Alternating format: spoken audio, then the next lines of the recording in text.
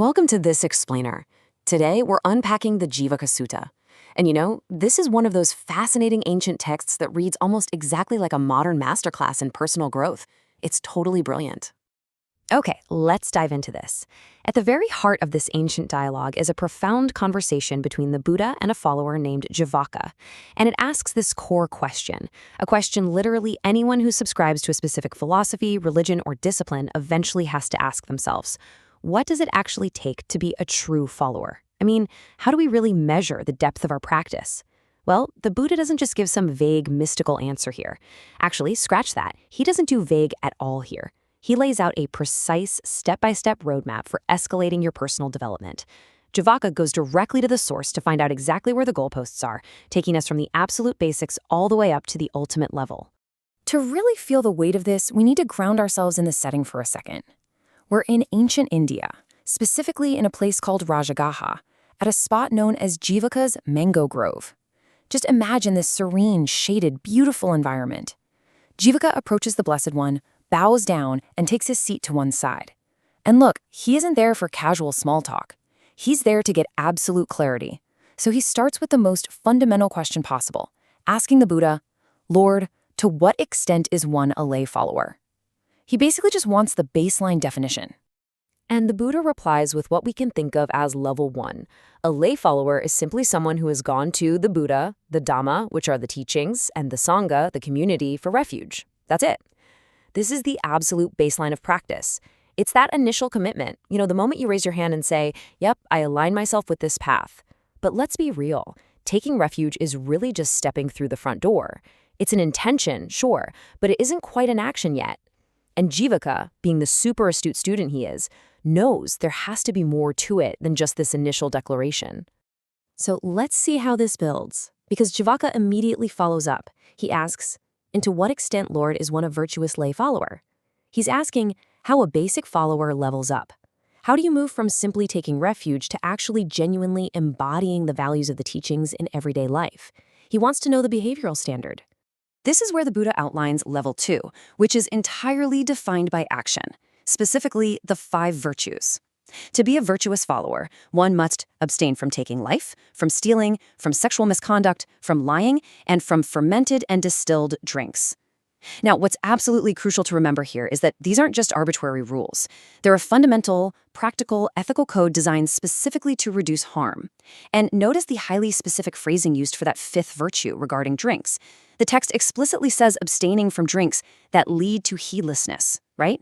The focus isn't just on the drink itself, but on that loss of awareness and the careless, sometimes destructive behavior that usually follows. So level 2 is really all about cleaning up your act and living an ethical, mindful life. But Jivaka pushes even further. He asks what it means to practice purely for one's own benefit.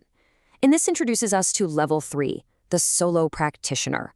This is where the practice shifts gears from baseline ethics to intense, proactive self-development. Here, the Buddha maps out a rigorous, and I mean really rigorous, set of requirements for the person who is fully dedicated to maximizing their own personal spiritual growth. Just look at the sheer weight of these 8 steps required for the solo practitioner. First off, you must be consummate in conviction, virtue, and generosity. Then, you have to actively desire to see the monks, meaning you're out there purposefully seeking out teachers and mentors. You have to genuinely want to hear the true Dhamma. But wait, it doesn't stop at just listening. You then have to habitually remember what you've heard, actively explore its deeper meaning, and finally, the kicker, actually practice the Dhamma in line with those teachings. Look at the progression here: seeking, hearing, remembering, analyzing, and applying.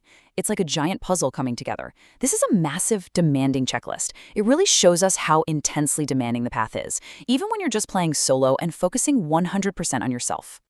Now, what's incredibly interesting here is the glaring limitation the Buddha attaches to this intense solo practice. After listing all those incredibly difficult achievements, mastering virtue, exploring deep philosophical meanings, applying the teachings perfectly, the Buddha adds a critical qualifier, but does not encourage others. If you do all of these amazing things for your own mind and your own life, but you keep it entirely to yourself, you're still only at level 3. You are practicing strictly for your own benefit, but literally no one else's. It's essentially a spiritual ceiling. And this brings us to the climactic pivot of the entire conversation. Jivaka finally asks the big one. And to what extent, Lord, is one a lay follower who practices both for his own benefit and the benefit of others? He's asking for the ultimate blueprint. What does the absolute highest expression of this philosophy look like out there in the real world? And this brilliantly illustrates the final, profound twist in the Buddha's teaching. The ultimate path isn't about finding some secret, hidden 9th or 10th step. No way. It is an exact mirror of the solo path, but with one profound difference: mutual encouragement. The distinction between practicing just for yourself and practicing at the absolute highest level is simply taking those exact same 8 steps and bringing someone else along for the ride. So the crucial point is this: personal enlightenment or personal mastery of the teachings just isn't the finish line. The Buddha goes right back through that entire list. If you are consummate in conviction, virtue, and generosity, well, you encourage others in those exact same traits. You encourage them to seek teachers, to hear the teachings, and to practice. You see, the highest level of practice is inherently social. It demands that you turn outward. Your own development is fundamentally incomplete until you become a catalyst for the development of those around you. Which leaves us with this final, incredibly provocative thought to reflect on today.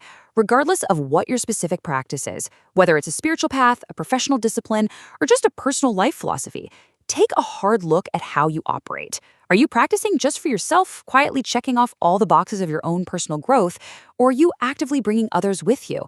The Jivaka Sutta makes it absolutely clear. The true peak of your own potential is only reached when you help others reach theirs. Thank you so much for joining me for this explainer, and I really hope this ancient framework helps you evaluate and elevate your own path.